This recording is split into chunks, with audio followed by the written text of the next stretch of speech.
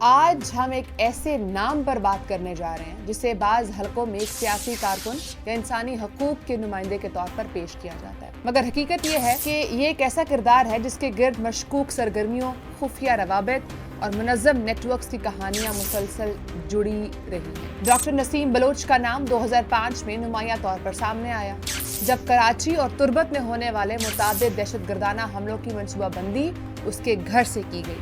جہاں نقشے تیار کیے گئے، ٹارگٹس طے کیے گئے اور حملوں کے لیے دہشت گرد ٹیمیں ترتیب دی گئی۔ دسمبر 2005 میں اس کی گرفتاری نے ایک ایسے نیٹ ورک کو بے نقاب کیا جو نہ صرف دہشت گردانہ کارروائیوں کی پلاننگ کرتا تھا بلکہ لاجسٹکس، رابطوں اور پروپیگنڈا تک ہر پہلو کو منظم انداز میں چلا رہا تھا۔ تاہم چند ماہ بعد قانونی کمزوریوں کے باعث اس کی رہائی نے اس نیٹ ورک کو دوبارہ متحرک ہونے کا موقع دے دیا۔ رہائی کے بعد اس نے سیاست کا راستہ اختیار کیا اور بلوچ نیشنل موومنٹ کے ساتھ خود کو جوڑ لیا، لیکن اس مرحلے پر بھی اس کے روابط اور سرگرمیاں ختم نہیں ہوئی، بلکہ وہ پس پردہ فتنہ الہندوستان، کالعدم BLA کی اسٹریٹجک منصوبہ بندی اور فیصلوں کا حصہ بنا رہا۔ اسی دوران فتنہ الہندوستان نے مجید بریگیڈ کا تصور پیش کیا جو بعد میں کالعدم BLA کا سب سے مہلک بازو بن گیا، اور اس پورے ماڈل نے دہشت گردی کو ایک نئی شکل دی، جہاں خودکش حملوں کو ایک باقاعدہ حکمت عملی کے طور پر اپنایا گیا۔ 2010 میں ایک بار پھر اس کا نام سامنے آیا جب مجید بریگیڈ کے لیے مخبری اور جاسوسی کے معاملے میں اسے گرفتار کیا گیا، اور پھر 2012 میں اسے ضمانت مل گئی، جس کے بعد اس نے پاکستان چھوڑ دیا۔ پاکستان سے نکلنے کے بعد اس کا اگلا مرحلہ شروع ہوتا ہے، پہلے فرانس اور پھر جرمنی، جہاں اس نے اپنے کردار کو مکمل طور پر تبدیل کر دیا۔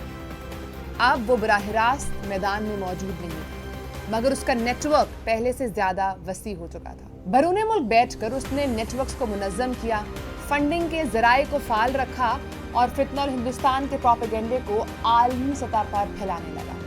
جرمنی میں پاکستان مخالف دشمن ایجنسیز کے ساتھ اس کے رابطوں میں تیزی آئی،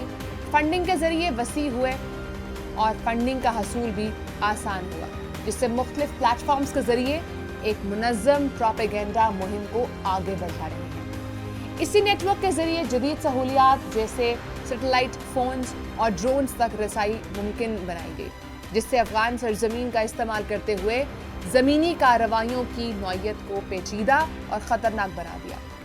یہاں ایک اور اہم پہلو سامنے آتا ہے اور وہ ہے طلباء کا کردار۔ بیرون ملک تعلیم حاصل کرنے والے بلوچ طلباء کو اس نیٹ ورک کا حصہ بنایا گیا، انہیں احتجاجی سرگرمیوں، مہمات اور بیان سازی میں شامل کیا گیا، اور ایک نئی نسل کو منظم انداز میں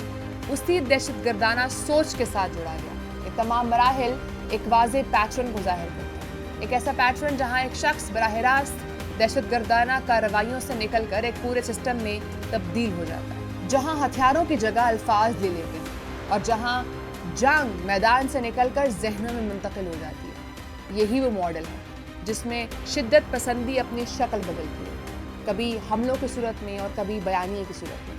مگر اس کا اثر مسلسل برقرار رہتا ہے۔ لیکن ایک بات بالکل واضح ہے، جیسے جیسے بلوچستان ترقی کر رہا ہے ویسے ویسے عناصر کے لیے زمین تنگ ہوتی جا رہی ہے،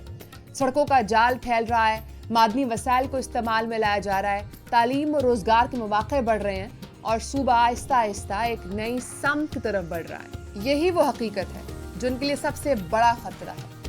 کیونکہ جیسے ہی بلوچستان خود کفیل اور مستحکم ہوگا، ان کا مصیبت بیچنے والا پورا ماڈل ختم ہو جائے گا۔ یہ انسانی حقوق سے نہیں ڈرتے، بلکہ اس بات سے ڈرتے ہیں کہ ایک ایسا بلوچستان سامنے آئے جو ان کے پروپیگنڈا کا محتاج نہ ہو۔ اسی لیے زمینی سطح پر ان کی ناکامی بھی واضح ہو رہی ہے، کیونکہ عوام اب اس بیانیے کو پہچان چکے ہیں اور ایک ایسے بلوچستان کی طرف بڑھ رہے ہیں جو ترقی یافتہ، مضبوط اور باشعور ہو۔